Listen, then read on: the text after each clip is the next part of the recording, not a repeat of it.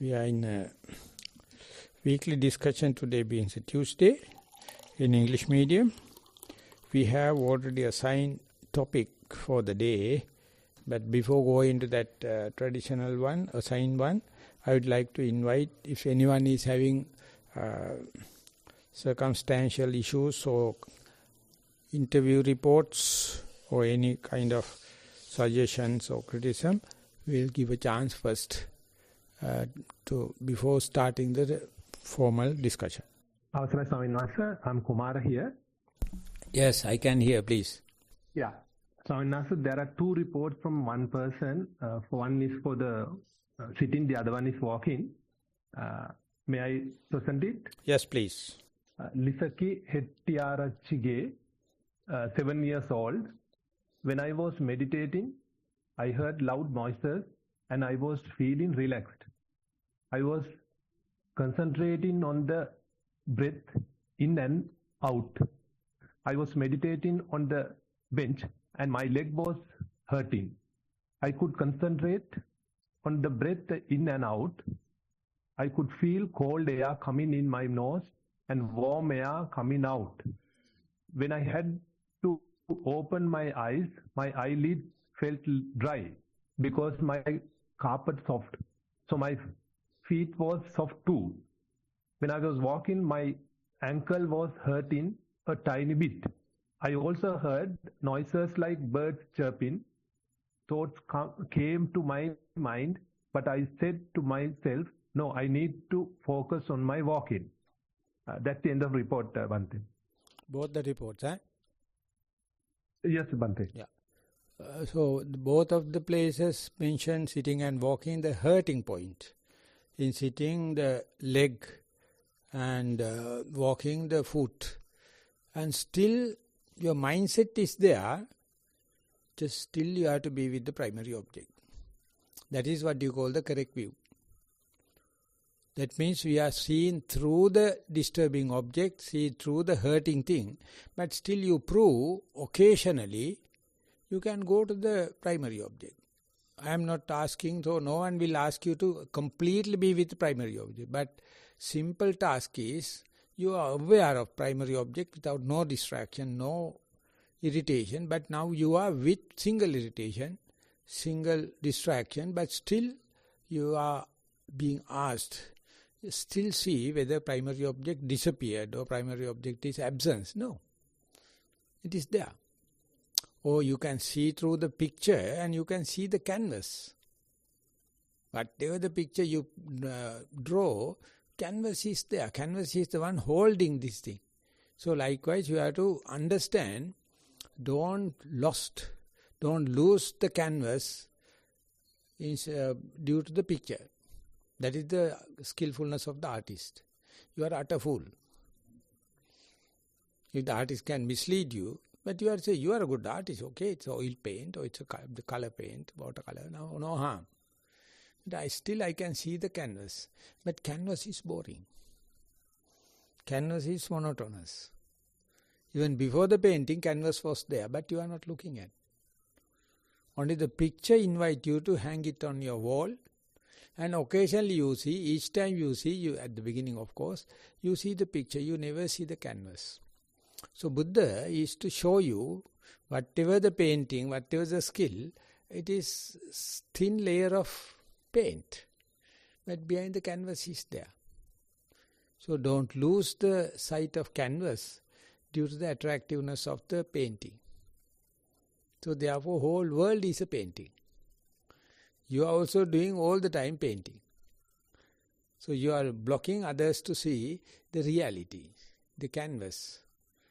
Canvas is not a commodity. You can't sell it. Only the painter. Painting can do it. So that is how the world is so cheating. So that's why we are wearing something. We do not like to see the nakedness. It appears like something not natural. Nakedness appears like unnatural. But you are born with that. This was the bloody shit civilization. And they make villages, they take towns, they in the capital cities, they have costumes and all the, even for the carcass they have a costume. Animal world there is nothing. So they don't have tension, they don't have frustration, they don't have garment industry, they don't have no job situation, they have no quota from American quota for garments. So they are changing. The garment fashions are changing 3 months, 6 months. It's so cheap. But we are so caught up.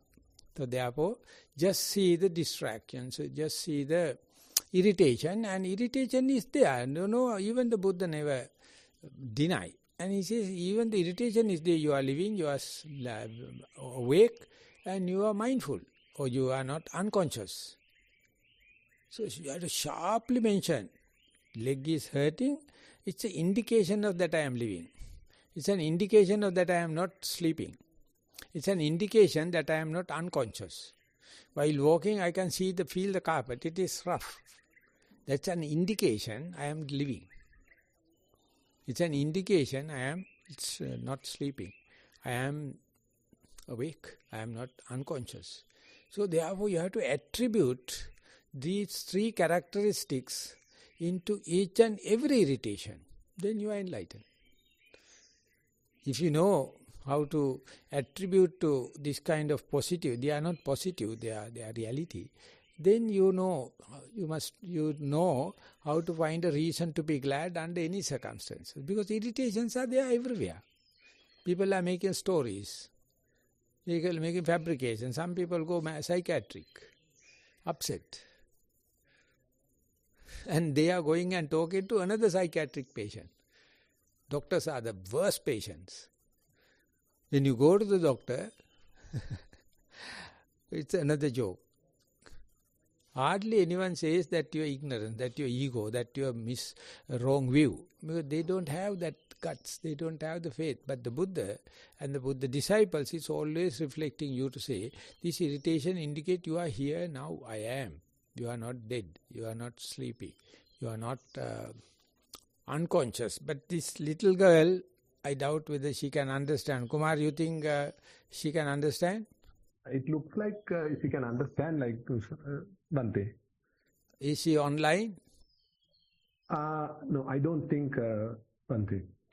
So I am so happy if I can directly talk with, because these other participants also will be happy to communicate with her.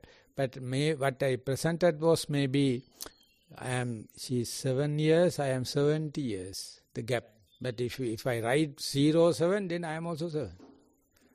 I put 0 behind. She put the 0 first. So please ask her to change my age into 07. Thank you. We are moving.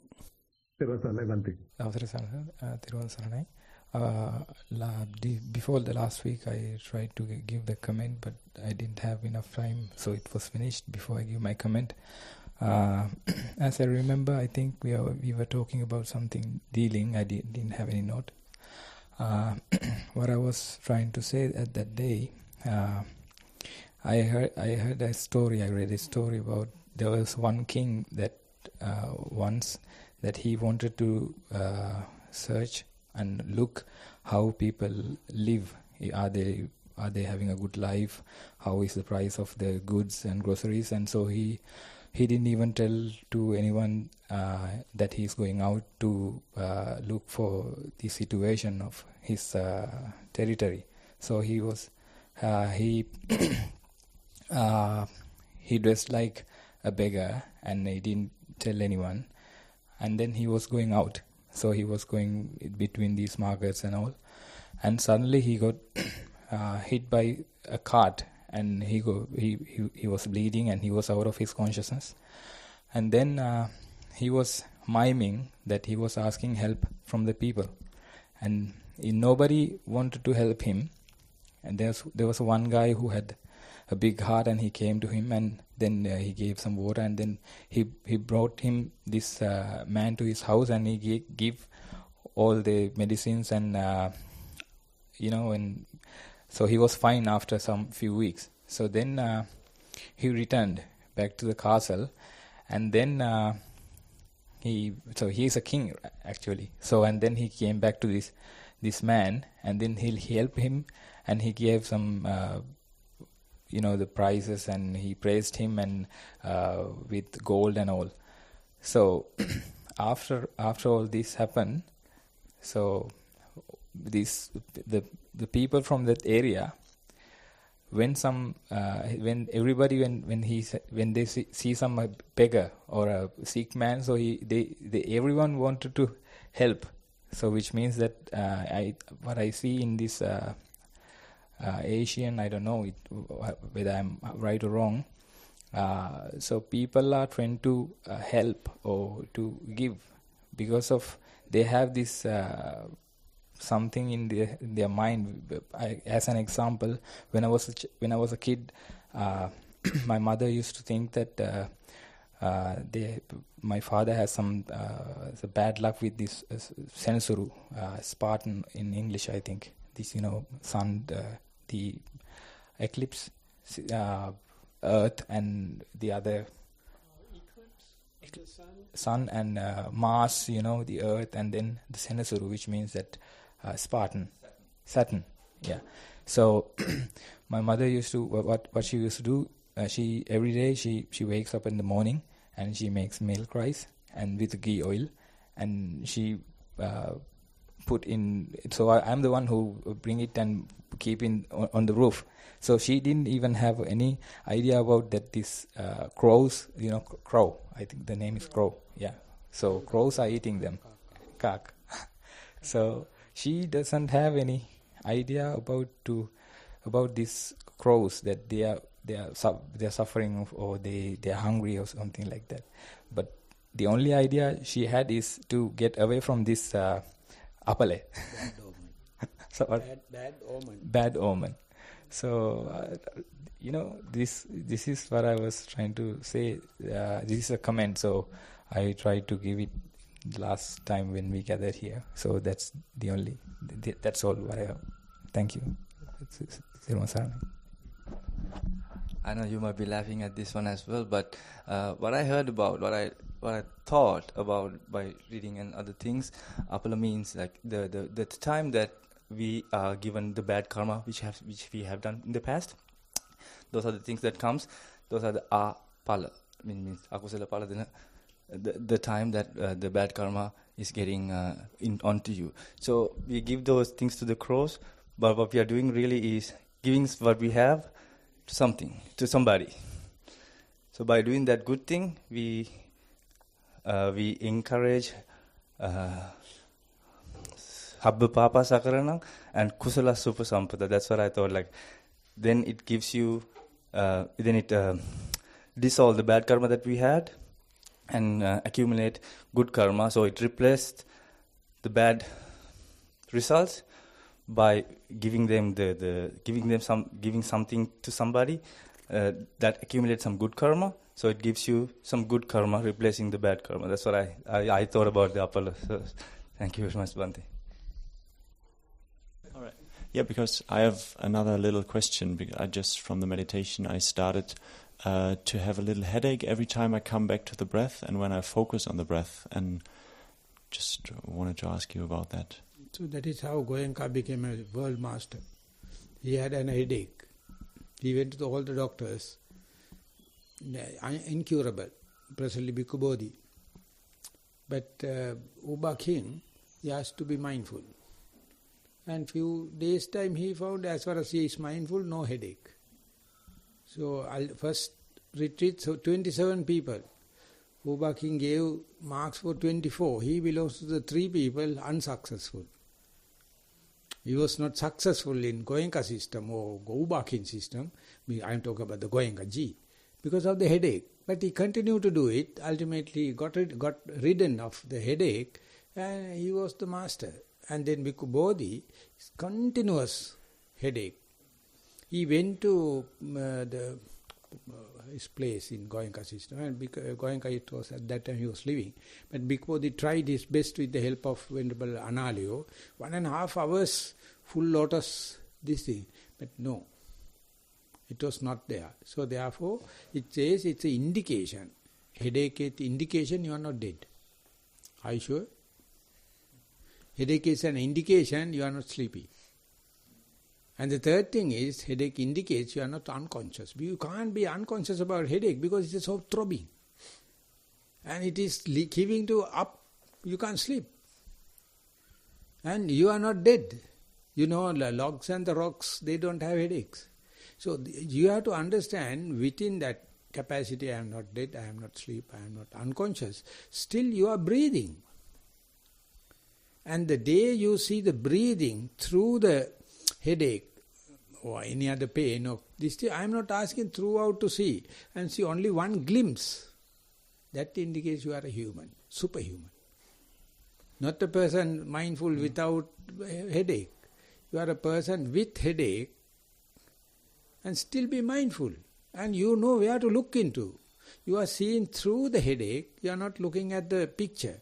You are looking the canvas from where the headache happens, where the breath happens. Then the Buddha, after so much of aeons of research, he told, whatever the pain, whatever the mishap, breath is the bare minimum intrinsic characteristic of living body. So he took as a pivotal point. He took as a benchmark. All the other things are coming and going in front of. But body cannot live without the in-breath and out-breath. That is called kaya sankhara. Kaya sankhara, the bare minimum. So when you go to the bare minimum, 100% your mind is pure. No defilements. So it's and not... now you see the breath, maybe occasionally. And in front you see the headache. Headache keep you to tell you are not dead. Headache an indication you tell you are not sleepy. You can't sleep.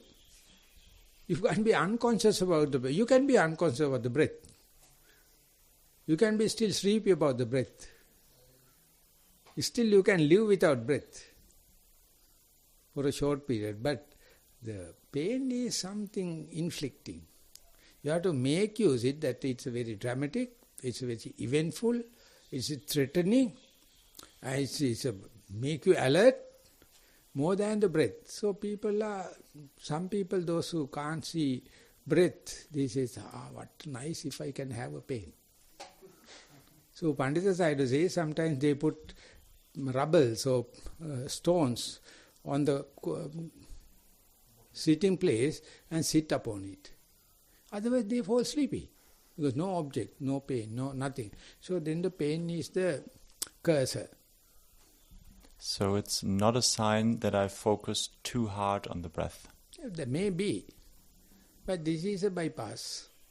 Let the pain to come. Yes, thank you very much. Have a cup of green tea. Sit here. But I am not looking at you. I am see-through. Where? My intrinsic characteristic of living. Breath. Breath means living. Prana. Pranayama. Anapana. And pain is coming in between. It is having multifacets. Don't look at the facets for the moment. You see through to make sure I am not dead. I am not sleepy. I am not unconscious. Here, now, I am.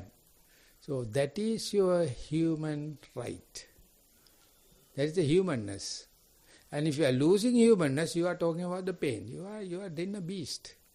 You are just a reptilian. You are just a monkey. But the man is behind. So Buddha is asking to see through, and that is what you call vipassana. Understand? I think so. Thank you. Avsarai Swaminatha. I just wanted to quickly comment on what you were saying. So in several suttas, you mentioned concentrating too hard. So in several suttas, the Buddha talks about tranquilizing the body and mind when practicing meditation. You'll see this in the Satipatthana Sutta, where the Buddha is talking about tranquilizing the bodily formations he breathes in, tranquilizing the bodily formations he breathes out. And then he says tranquilizing the mental formations he breathes in, tranquilizing the mental formations he breathes out. So the Buddha specifically says in several suttas, including the Satipatthana Sutta, that when somebody is practicing meditation, they shouldn't be concentrating too hard. They should be, and I think, that may be where the headache is coming from.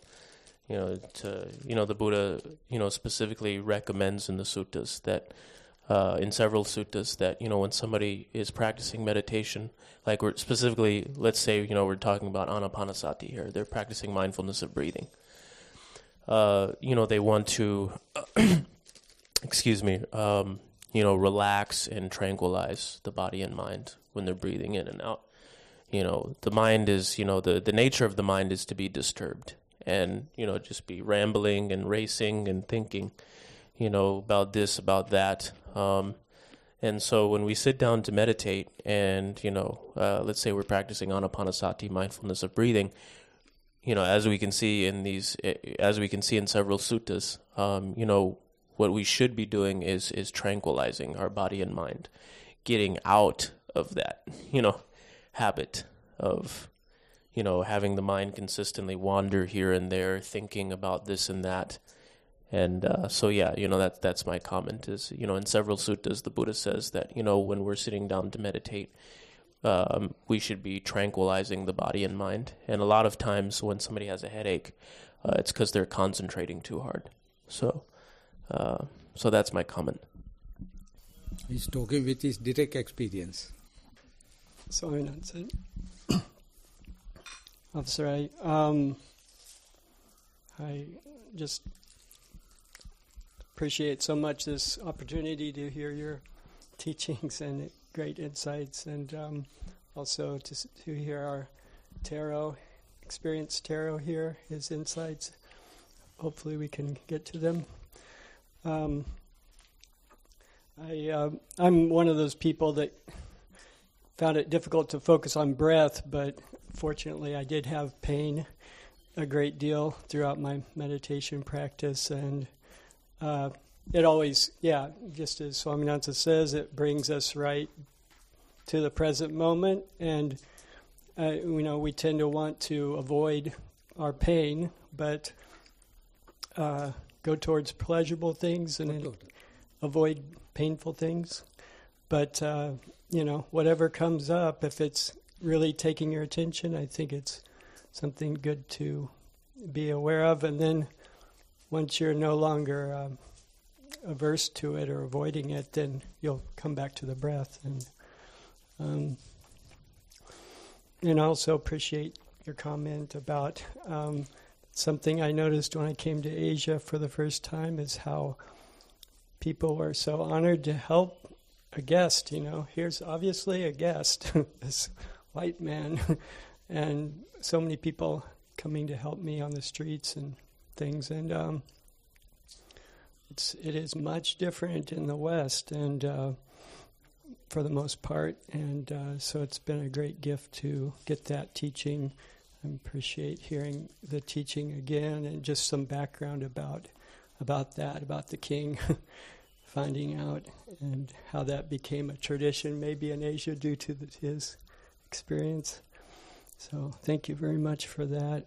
And that's all I had. Thank you so much. Okay, we are going back to the third topic today, Tuataka Sutta in Sutta Nipata. So we've reached the verse. A bhikkhu should not be boastful, and he should not utter insinuating speech. He should not train himself in imprudence. He should not utter contentious talk. So this morning we were hearing about all of the things that can annoy us, like the young girl was talking about hearing sounds and being disturbed maybe from her object of meditation, whether that's sitting or walking. Then we heard about how we can perceive misfortune in the world, that we're having bad luck. This is a kind of another object that's disturbing our mind. Or we can be having like a pain in the head, a pain in the body, that's also entering our field of consciousness.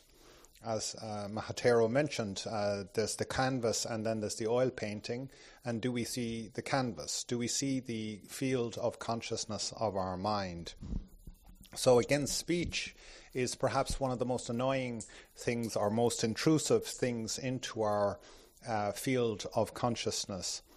And then these thoughts and ideas that we paint onto the canvas of our field of consciousness arising from our mind, arising from this mental proliferation of thinking and thoughts.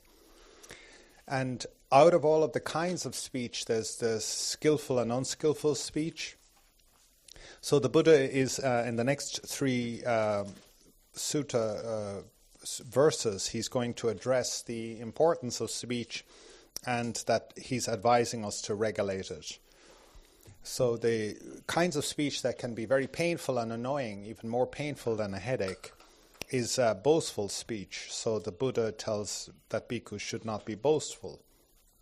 They should not be overestimating themselves. They should not be boosting themselves unnecessarily, not giving due credit, but maybe exaggerating and so forth, boasting. And they should not utter insinuating speech. Again, this is kind of related back to insinuating things like that they have certain attainments, a certain power, a certain knowledge. Again, it's taking credit which is not due. That they're insinuating that they have more or are special or something like this. Insinuating means that you don't directly make a false claim, but you establish the suggestion. He should not train himself in imprudence. He should not train himself in imprudence and not utter contentious talk. So here again, imprudence means that one isn't really paying attention to what one is saying or talking, is imprudent, is not aware of the context, not aware of the crowd, says something that is inappropriate and is imprudent, not careful, not prudent, not careful in what he's saying. So again, it's very easy to allow language to slip out and be imprudent. So that the hard work is to be prudent and should not utter contentious talk. So this is again creating disturbance or contention, meaning conflict or disturbance within people. So of all of the pains and noises, that can be the most challenging to watch as that canvas that Maha Thero was talking about earlier on, to watch that field of consciousness. Speech is perhaps the most tricky because it can really, speech can carry an idea or a thought that we can contaminate or share with others in a way that's unskillful. And it can really penetrate into people's minds and create great agitation in that person. Even if you had to poke somebody with a stick or do something physical, fire a bullet at them, it's not as effective as speech can be. And in these times where we have a kind of superpower with communications, devices, and it creates a lot of conflict and contentiousness, and it's imprudent, and it's boastful, and it's insinuating things, then we all kind of have to develop mindfulness of speech. So this becomes, with this new technology, with this kind of superpower, with this gift that everybody has a megaphone in their pocket, or, that we have to become more mindful of our field of consciousness, especially around speech. And if we can, then we have trained a great difficulty. We've managed a great difficulty to train the mind to be able to hear boastfulness, to hear insinuations, to hear imprudence, to hear contentious speech is a great challenge. And then on the other hand, to have that mindfulness so that we are also not part of the problem, where we're adding and contributing to that that imprudence, to that insinuations, to those boastfulnesses, to that conscientious speech is a great challenge. So this skill that the Buddha is pointing to is not just eternal, but so relevant to this present time. And it's notable that even though we talked about fortune and misfortune already this morning, that really the Buddha is putting focus on the things that we can do about the fortune and the misfortune. So we don't create misfortune for ourselves by being boastful, by insinuation, by imprudence, by contentious speech, and that we create good fortune by being not boastful, by not uttering insinuation, by being prudent in our speech, and by not being contentious in our speech. And speech is perhaps one of the greatest and most difficult of skills. And speech is also aligned or adjacent to the mind. So by training the speech, we're training the mind. By training the mind, we're training the speech. And these things come together like a shadow. And that's why it's so important, is the role of speech. And that's why he gives this special direction towards bhikkhus to be exemplars of speech, both in speaking itself and also in the listening. So we have 2 ears and 1 mouth, so the emphasis should be ultimately on listening. Okay, maybe Maha Thero can... Yeah, the boasting, not only for your achievement, even the pain is boasted. Even the irritation is boasted. Even the difficulties are boasted. That is called Kamasukali, Arthakilmatani Yoga. Kamasukaliyan Yoga means that you have achieved. You are boasting, telling, I am so and so, all the kind. But they both are the same, the two sides of the same coin. Our language always boasting. Silence is the best for a people.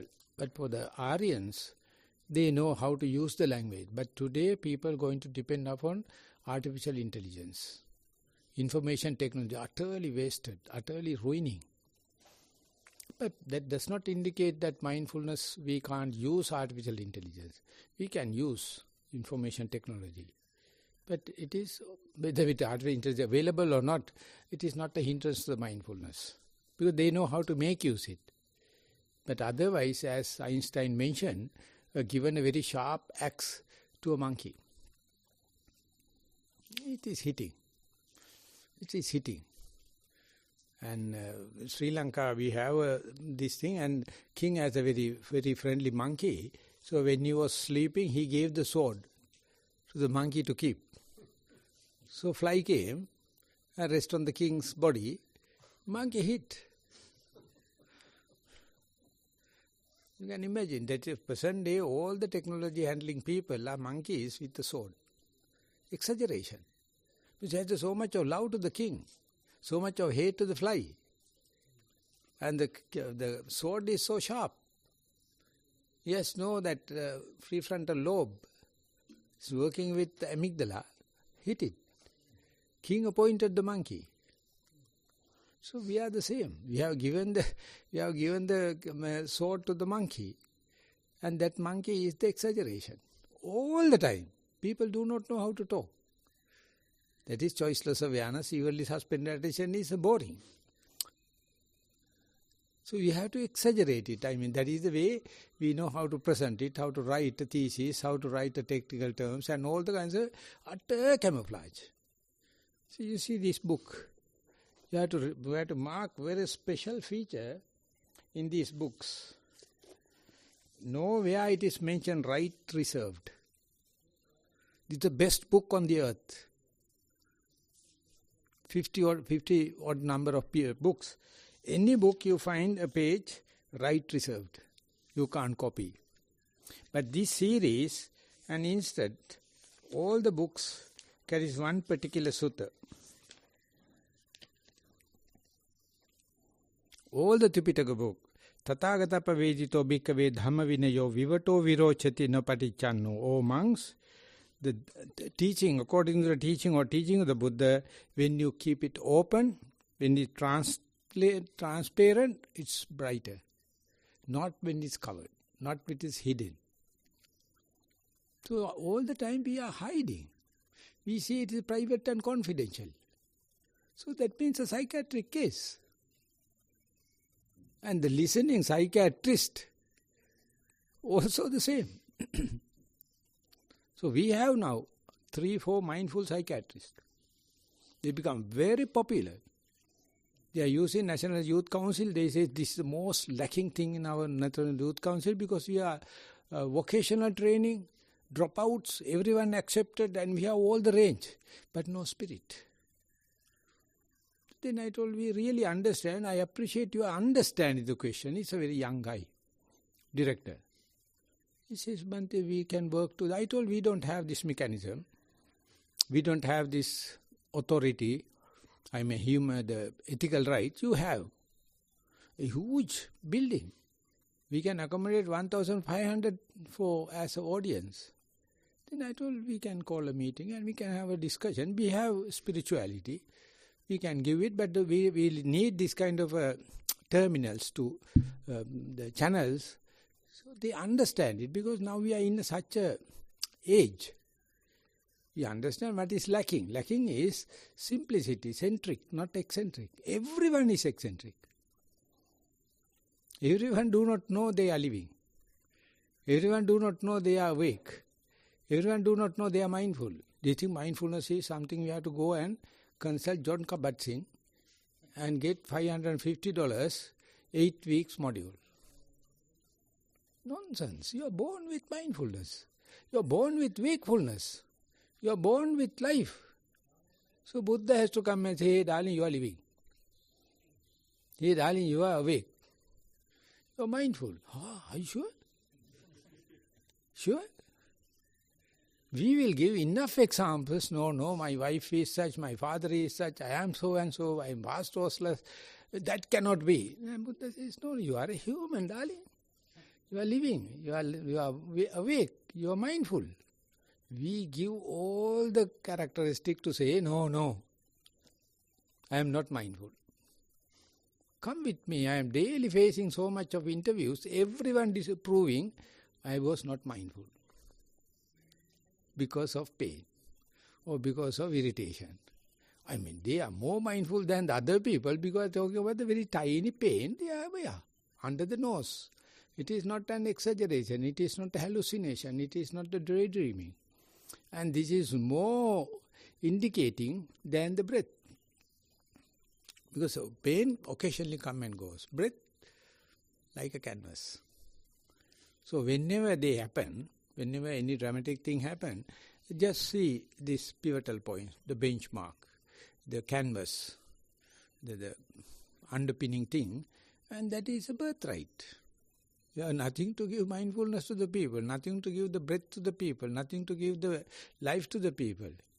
They have to just catalyze it.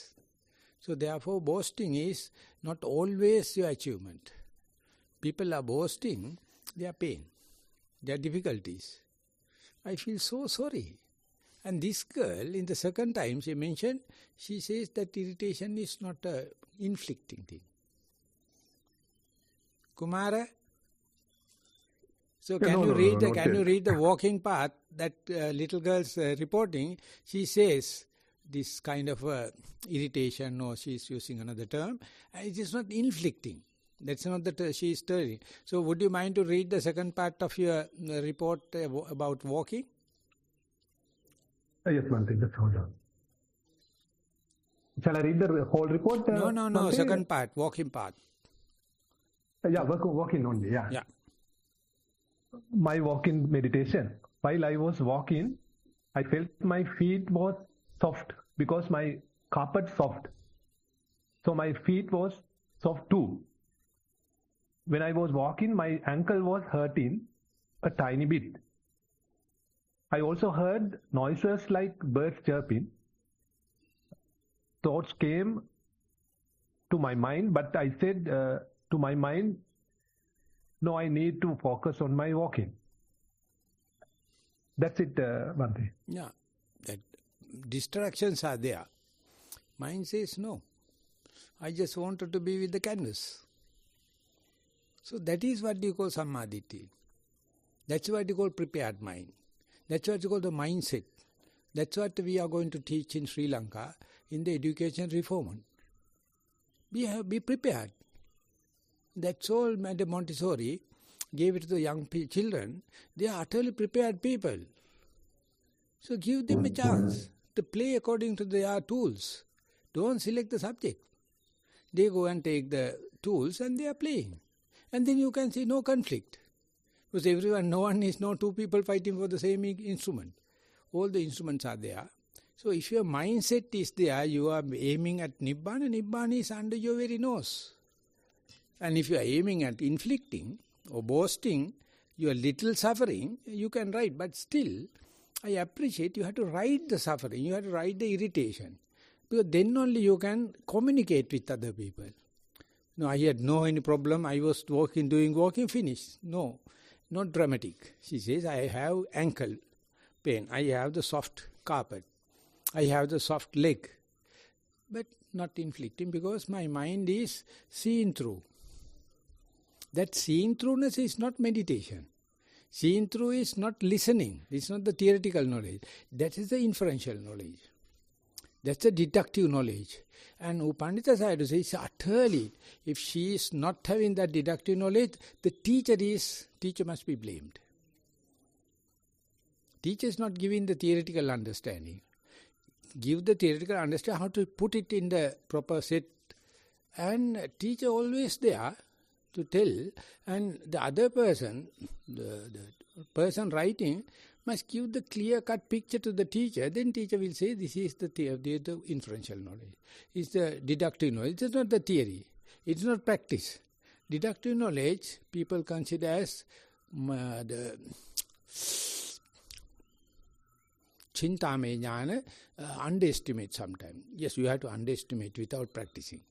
When you are practicing, Chintame jnana do a lot. And that changing from to the belief to the non-belief to the belief, happens through the Chintame jnana. If you are hard and fast, teacher can't change you. You have to believe unbelievable thing. You have to unbelieve what you already believed so far. But that is what the adamant people, they can't. So Mahasi Sayadaw took a special chapter to indicate the value of the direct touch, the practical understanding and the inferential knowledge, and still below the theory knowledge. And Mahasi Sayadaw says inferential knowledge also a product of vipassana. You are ready. You are ready to listen to the teacher. You are ready to accept the negative as positive. You accept to understand the nothingness is complete. Nothingness is fulfillment. Lost is a gain. And that is why the Buddha was hesitant to read it or teach it. Because people are so hard and fast with the good, bad and the justice, injustice, liking and disliking. They are just bubbles. Daily we are fighting, daily, at least 1 hour. So he had a special task yesterday because I am leaving today. I am leaving today at 6:30.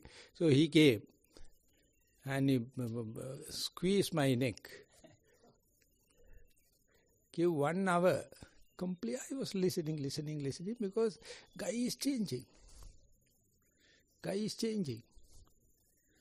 He is proving. Ultimately says, may or may not be. I am also ready. Yes, that is what the inferential knowledge. Don't hold into any theory, any formula, no golden theories. Present moment is ready. So therefore, that preparedness, whatever they are showing, I am looking at the boring canvas. The primary object. The Jnanaponika Sayadaw, or Jnanaponika Swami Nasi, is a German. He says, mindfulness never leave you. It's incredible. Not incredible, such a credible thing. Even at the hardship, mindfulness is there. Breath is there. Breath is always there. Your the shrewdness, forget about the breath, forget about the mindfulness. You are going for the pain or gain or pleasure or pain. And then mindfulness is waiting. But mindfulness never hates you. It's just waiting. It's the everlasting one. So it's a birthright. So in mindful school, we are telling you are born lucky because your everlasting mindfulness is installed. But just be awake, just be aware about it. Then you are a full human, nothing to achieve. Nothing to boast about the pain or pleasure. It is just to satisfy your idiot companion. You need no any companion. When the mindfulness is there, you are the king, you are the subject, you are the doctor, you are the patient, you are the teacher, you are the disciple. So what is the communication is there? Otherwise you are always boasting. The best term is boasting. So today education, today social system, today economy, today social science and politics, everything, nothing but boasting, all are shrewd fellows, rogues behind the robe. No one will say, no, I am not. But they can't, because they openly it is happening. We know when we are sitting, our mind is jumping out and out. But it is not a big crime. It is not a unskillfulness. Because we know. We are not hesitant to tell. Even to the disciple, even to the teacher, we say, yes, that is it. Then what? No one can do, but our simplicity, our honesty and our humbleness to tell, even after practicing 40 years. I find my mind is doing all the kind of juggleries. That is why I am sharing. And when someone is telling, I have a hidden laugh in my mind. Yes, he is talking about my mind. Even the psychiatric cases, even the lost, even the failure, when Jnananda put it in a very beautiful way, I can't find any mistake of others which I have not done myself. And one prisoner in India, he was a drug addict and go to the prison, and then he practiced Goenka system. And he told, anyone else in the world doing any mistake, it is my mistake. Because he is doing this mistake because of me. Prabhakaran was so radical, how do you call it, Trastavade? Terror. Because of Sri Lankan. He's an innocent guy from the middle class. Sri Lankan people went there and created a grudge. He found the Sri Lankan as against, not the grudge as against. Had he seen the grudge or the anger, he would have been enlightened. He killed the agent, not the anger. So when I was working with Dr. Parakramaprana, he told, if I can go to Prabhakaran, I will tell you, your observation is correct, interpretation is wrong. You also doing with the anger, you are also doing with the anger. Just try to reduce anger, then I am with you. Many people think we can't talk like this with this Prabhakaran. No, he's a sensible person. No one think, no, everyone wants to kill him, already killed him. Killing his army, killing his arm. But instead to teach them, hey darling, it is wrong. But don't get angry with the killer. But just see the anger. You are also consumed by the anger. Nowadays, no political theory like that, no war theory like that, no economic theory like that, no social theory. He is doing mistake because of me. If I am not here on the earth, no mistakes. Understand? Your bloody presence, your bloody foolish existence make everything wrong. Please die yourself. Yeah. And Kalam Manyasi, the Buddha says that, I can't remember the stanza. The Arahant is waiting to go to Parinibbana. His performance was not important because he is waiting. Kalam Manyasi, Arya, is waiting to go to the Parinibbana. All the things are happening due to the 5, 6 senses. But don't try to be judgmental, don't try to be good and bad, don't try to be boasting. But boasting is the simply speaking, missionary. All the missionary works are nothing but the boasting. They are utterly not practicing people. Simply to put into simple, commentaries in Thero. They know everything, not practice. So we put the commentaries more than the Buddha word because we can understand the Buddha word, we can understand the interpretation. So interpretation came. So the Bhikkhu Bodhi's translation is, I think, 5th or 6th of the Sutta Nipata. Lucky or unlucky, he put all the commentaries. The majority of the book is commentaries. We are not going to the footnotes and the commentaries, but he's given completely. But he has given the cream of the other English translations. Sutta Nipata, this is authentic. Buddha Jayanti, but lot of other translations are there because these Buddha words very difficult to translate because of the commentators. They intervene and then they get the authority. Don't go beyond, we are the authority, you have to listen to my example, you have to listen to my order, my grammar, you have to learn grammar and everything, don't do it. When Jnana Ramaji forget about, just read it to see what is happening. We can understand. 10-15%, never mind. Without the help of anything, you just read it. And for the foreigners, I am telling, this is Pali, this is Sinhala. They have concise 4 pages, 4 lines here. You have to reduce the translation to 4 lines. This is more difficult than the Pali. So people, there is a reason why they are not reading, because they are talking about the very hard, concise language and mostly wrong. But English, you can't do that. English is an outspoken language, but this Pali and Sinhala is an introvert language. Negative thing we can report, but positive not. Sanskrit and English, positive languages. So people are very happy. So my practice, my monkhood and everything, partly because of I am reading like anything in English. But I understand or not, I don't know. Because it is giving some perspective. Otherwise, we are thinking in a... And what I find mistake or faults with the Buddha Rakkita Hamaduro is, boasting is not only positive things. They are boasting about their pain. They are boasting about their difficulties. And that is what the third world countries we are doing in front of IMF. If you can write a good report, they will give money. On what? On loan. On interest. So the best people is those who can write our suffering. And the best they have done is in Tamil diaspora. They keep the Tamil people suffering. They never allow them to come out and report to the other countries. You see, our people are suffering like this thing. And they get money, never go to the Tamil majority. They are using to fight against. Meanwhile, they are bourgeoisie life.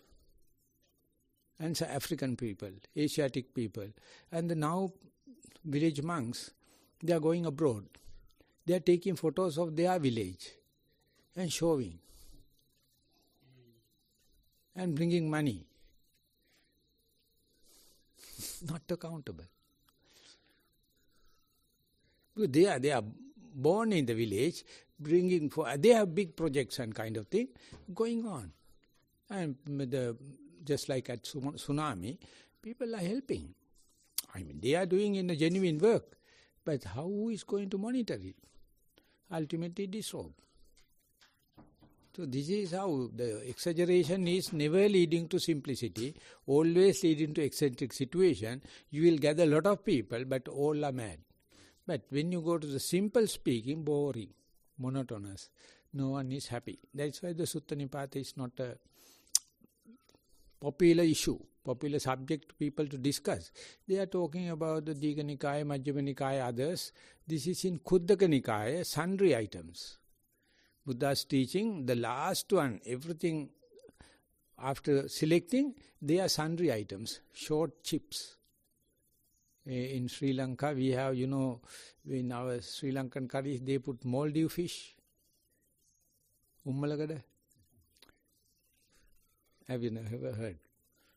Maldive fish means a kind of a dry fish, a special one, and you cut very tiny pieces, put into vegetables. So when you are eating, in Nissarana, that's also prohibited. Ummalagada. So these are ummalakada, very tasty. It's called masaula kila kani. There's one term, but one side is using it. They are small sundry items. The gist of it. the cream of it. But of course, I agree, someone has to be skillful in Dika Nikaya, Majjhima Nikaya, then only you can go into that, understand how much they have misinterpreted Dika Nikaya, Majjhima Nikaya.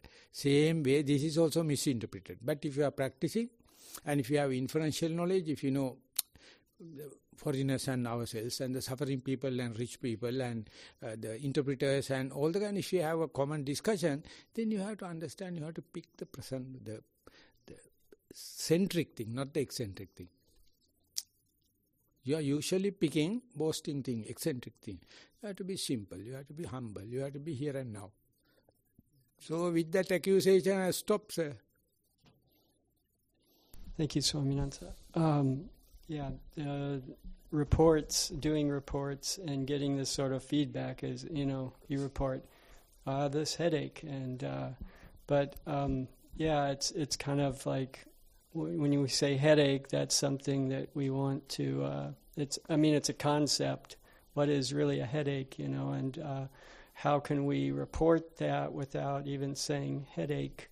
Can we look more closely at what the sensations are and just report them as, in some other simpler language? Headache is sort of a dramatic language. Would you say, Swami? Yeah, it's a color, it's a ummalakada. Moldy fish. Okay, so. In the meditation, you have a pain, you have ache, you have a bad memory, or you have a manipulation you are going to do. All of a sudden bubbles coming.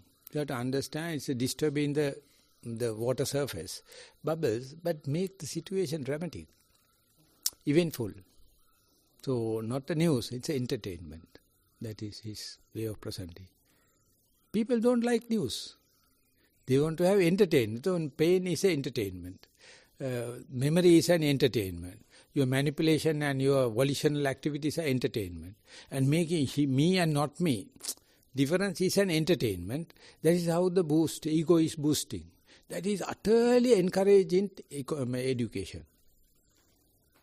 Utterly encourage this kind of a dramatization, eventfulness. So now present day people, that's why they are going to the computer games and weaponry and drugs and all that, because they want to have something higher grade stirring or inflicting.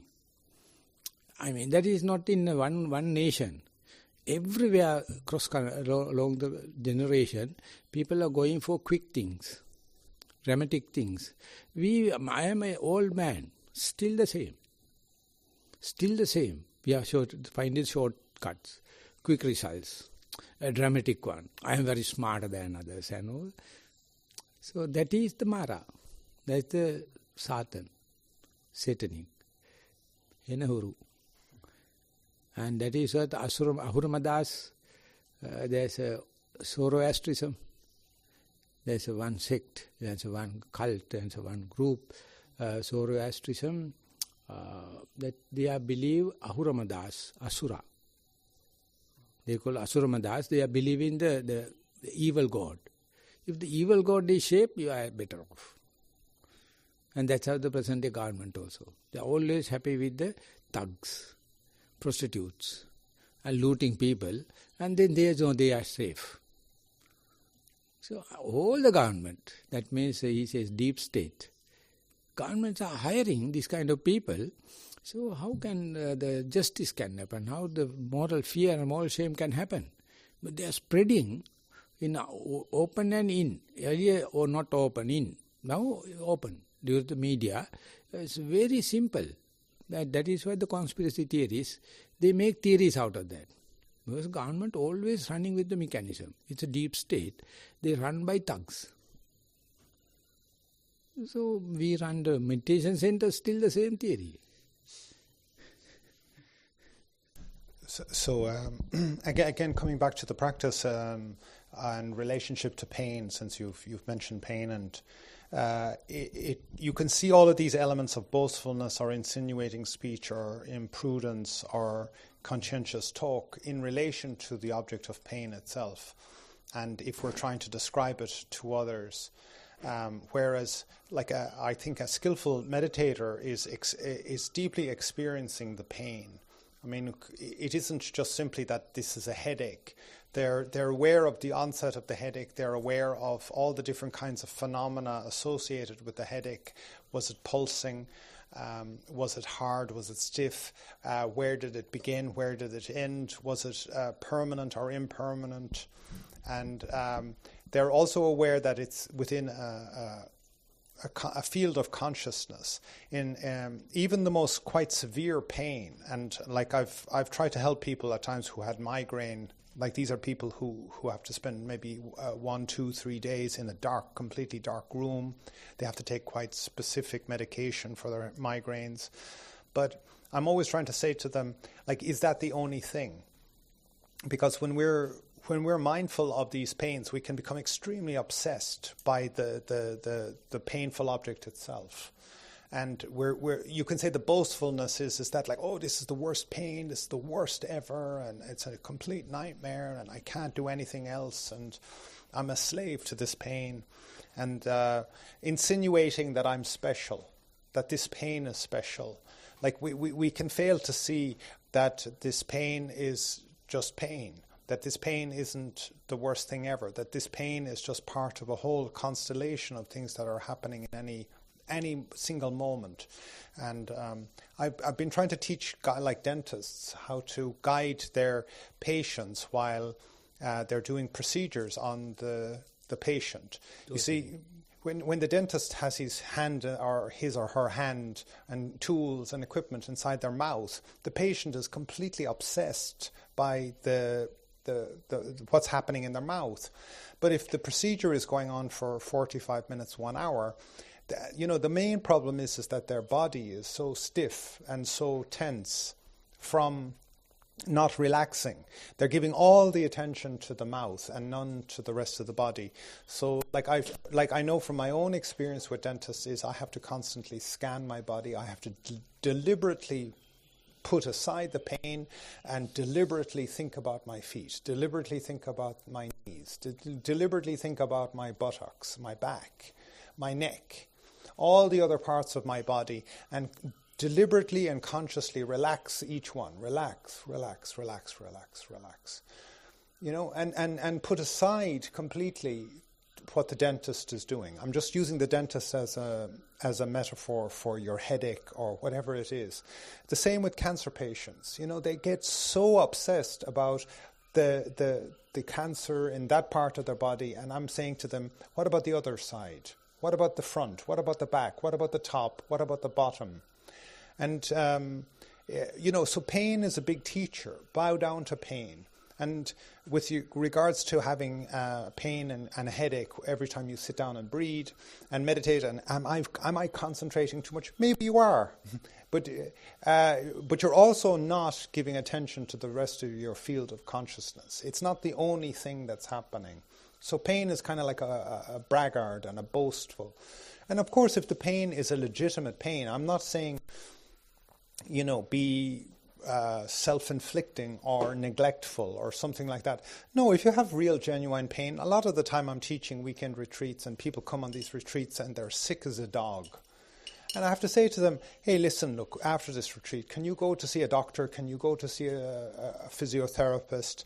Can you go to see somebody to help you with this condition that you've become aware of on this retreat? And then the next retreat, oh, did you go? No, I didn't bother. So it was a complete drama for the retreat, but they didn't bother. They neglected afterwards. They didn't take it seriously. So take pain seriously, but also understand that it's within a constellation of the field of consciousness of the mind. But once you start to see, the whole constellation, once you start to see the whole canvas, then it becomes extremely useful. You can say, oh, okay, that pain is there. That pain is consistently there.